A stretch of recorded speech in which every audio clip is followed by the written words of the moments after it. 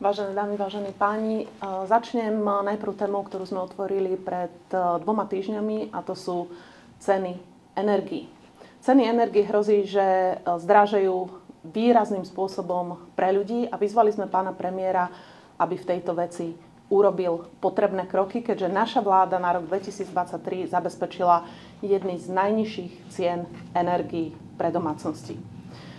Zatiaľ vláda v tom neurobila absolútne nič a zaznievali návrhy strán, ktoré pokladáme za absolútne nezmyselné. Niektoré strany, ako napríklad KDH alebo Progresívne Slovensko, navrhujú obmedziť plošnú pomoc pre domácnosti a navrhujú, aby sa znížené ceny energií poskytovali len pre chudobné rodiny. To znamená, že väčšine domácností by ceny energií výrazným spôsobom vzrástli. Takéto návrhy pokladáme za nezmyselné, a to z 2 dôvodov. Nevidíme dôvod, prečo by domácnosti mali platiť rôzne ceny energií podľa toho, ako zarábajú. Ak domácnosť alebo rodičia alebo rodina zarába priemerný plat, prečo by mala platiť viac za elektrínu, ako napríklad rodina, ktorá poberá dávky. Takouto logikou by potom ľudia mali platiť rozdielne ceny podľa toho, ako zarábajú, za rožky, za potraviny, čo nedáva absolútne žiadny zmysel. Druhý dôvod je o to závažnejší v prípade elektriny, že elektrínu štát nedotuje. To znamená, že argument, že štát dopláca obrovské peniaze na dotácie za elektrínu, nie je pravdivý, pretože našej vláde sa podarilo vyrokovať dohodu so slovenskými elektrárňami. A tá dohoda spočíva v tom, že namiesto toho, aby slovenské elektrárne predávali s obrovským ziskom elektrínu vyrobenú tu na Slovensku za nízke náklady do zahraničia a tieto zisky následne vyvážali do zahraničia, tak sa zaviazali, že budú poskytovať lacnú elektrínu pre slovenské domácnosti. A toto je dohoda, ktorú sme vyrokovali so slovenskými elektrárňami za našej vlády.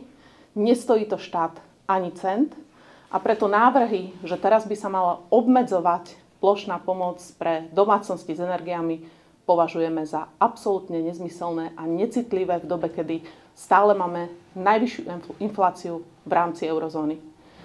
A vyzývame pána premiéra, aby konečne ukončil túto neistotu, aby povedal domácnostiam, čo ich čaká a aby urobil konkrétne kroky na stabilizáciu cien energií. V prípade elektriny to znamená dotiahnuť dohodu so slovenskými elektrárňami aj na budúci rok. Opakujem, štát ceny elektriny nedotuje. To znamená, že trváme na tom, aby domácnosti mali rovnaké ceny aj na budúci rok a aby sa dramaticky nezvyšovali ceny energií. Druhá téma, ktorej sa chceme venovať, je projekt, kde sú ohrozených 500 pracovných miest. O to je to závažnejšie, že sú to pracovné miesta, ktoré sú pre najzraniteľnejšie skupiny. Je to projekt obnovy hradov, ktorý sme za našej vlády, sme na to našli peniaze. Tento projekt úspešne pokračoval, vytvorilo sa 500 pracovných miest. A teraz táto vláda z dôvodu, ja poviem, lenivosti, lebo iný dôvod na to nevidím, peniaze z eurofondov na to sú, v tomto projekte odmietla pokračovať. Viac vám povie moja kolegyňa, podpredsednička strany Za ľudí, Viera Leščáková. Nech sa páči. Dobrý deň, prajem dámy a páni. V posledných dňoch sme zachytili petíciu, ktorú spisujú slovenskí hradári, pretože sa cítia byť vo veľkej neistote práve z toho, čo povedala pred chvíľočkou pani predsednička, že projekt, ktorý funguje na Slovensku roky a funguje veľmi úspešne, končí a pravdepodobne žiadny ďalší pokračovať nebude. Momentálne hradári pod touto petíciou majú už 9 000 podpisov a je úplne jasné, že sa pod ňu podpíšem aj ja. Roky a roky na Slovensku voláme potom, aby ľudia zo znevýhodnených skupín a ľudia z marginalizovaných rómskych komunít boli začlenení do pracovného procesu, aby spolu s nami vytvárali hodnoty pre náš štát. Roky a roky tak hovoríme, a tento projekt, o ktorom teraz hovoríme, tak roky a roky aj robí. Viac ako 10 rokov tento projekt zamestnáva ľudí z marginalizovaných rómskych komunít, ktorí pracujú na hradoch, čiže nepoberajú sociálne dávky, ale pracujú, dostávajú výplatu a nezaťažujú tak sociálny systém. Tak ako povedala pani predsednička, nevidíme jeden jediný dôvod, aby tento unikátny projekt nepokračoval. Uvedomme si, že jediná cesta na preklenutia priepasti medzi marginalizovanými rómskymi komunitami, ktoré sú dnes vylúčené, a väčšinovým obyvateľstvom je práve to, že ľudia z marginalizovaných rómskych komunít budú začlenení do pracovného procesu a nebudú sa cítiť byť vytláčaní a nebudú odkázaní na sociálny systém. Už pred 2 rokmi sa stalo, že tento projekt takmer skončil, keďže keď som nastúpila na Ministerstvo kultúry, Ministerstvo práce, sociálnych vecí a rodiny povedalo, že v tomto projekte pokračovať nebude, pretože tieto práce považuje za sezónne a takýto typ práci podporovať nebude. Vtedy som v podstate urgentne kontaktovala ministerku Remišovú a jej ministerstvo a snažili sme sa zo všetkých síl nájsť zdroje a podarilo sa. Tieto zdroje sme našli priamo v európskych peniazoch, ktoré boli určené priamo na marginalizované rómske komunity na ministerstve vnútra. Ministerstvo vnútra reagovalo veľmi dobre. Spolu s Ministerstvom kultúry sme napísali nový národný projekt, ktorý dnes zamestnáva takmer 500 ľudí z týchto vyčlenených komunít. 2. rokom funguje a opravuje 25 hradov. Jeden pohľad na tento projekt som už opísala. Ďalší, nie menej závažný pohľad je práve obnova týchto našich krásnych národných kultúrnych pamiatok, mimochodom hradov, na ktoré mimochodom my nemáme peniaze v štátnom rozpočte. Čiže to sú peniaze, ktoré z Európskej únie prídu. Opravujeme si hrady, máme zamestnaných 500 ľudí, ktorí by ináč pravdepodobne boli na sociálnych dávkach. A nehovoriac o tom, že čas z platov týchto ľudí zostáva na Slovensku štátnom rozpočte vo forme odvodov a daní.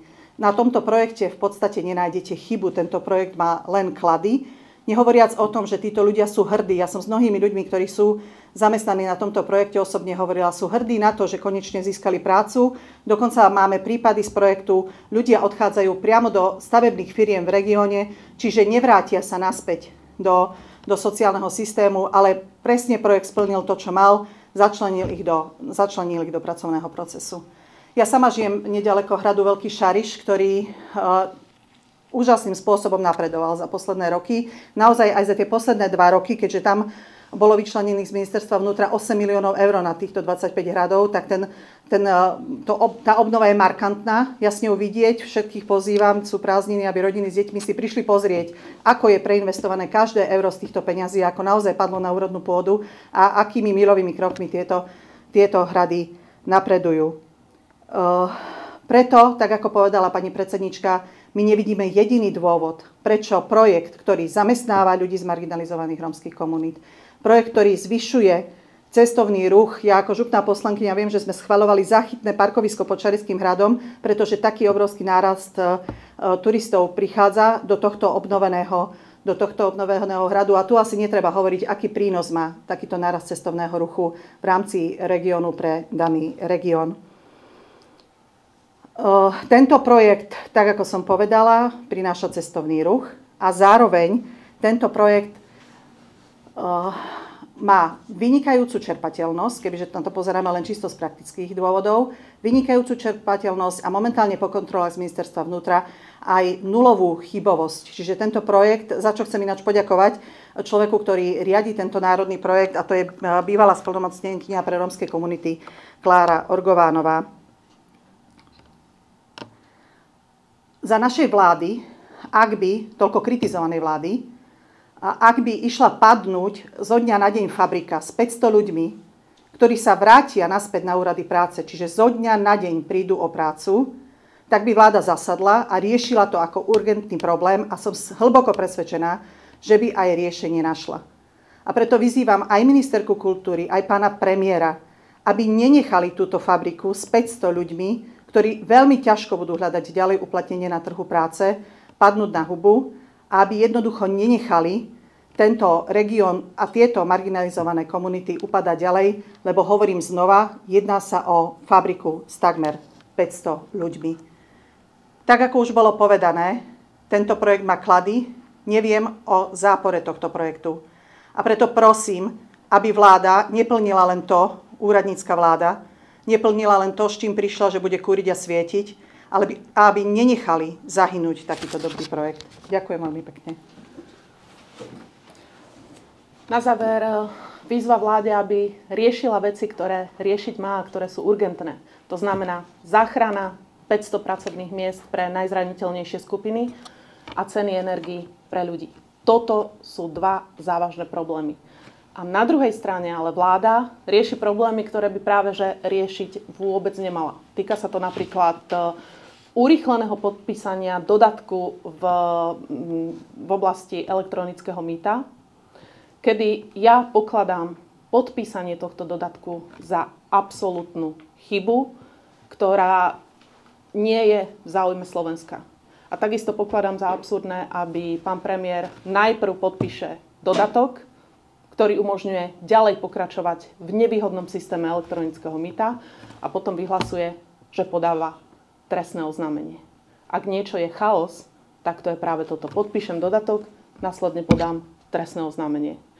My keď sme riadili informatizáciu, tak sme mali veľmi veľa nevýhodných zmluv, ktoré sme museli riešiť a ani v jednej zmluve takto nevýhodnej sme nepokračovali. Vždy sa nám podarilo tie platby skresať na polovicu alebo takéto zmluvy úplne zrušiť. A toto považujem za obrovskú chybu a tejto téme sa budeme ešte venovať. Takže nech vláda koná tam, kde konať má a podpisovať pre Slovensko nevýhodné dodatky v oblasti elektronického mýta, to nech nerobí. Na to úradnícka vláda s podporou KDH Progresívneho Slovenska a SAS ozaj toto nie je jej poslanie. Ďakujem, nech sa páči otázky. Ak nemáte žiadne otázky, prajem vám krásny deň. Ďakujem.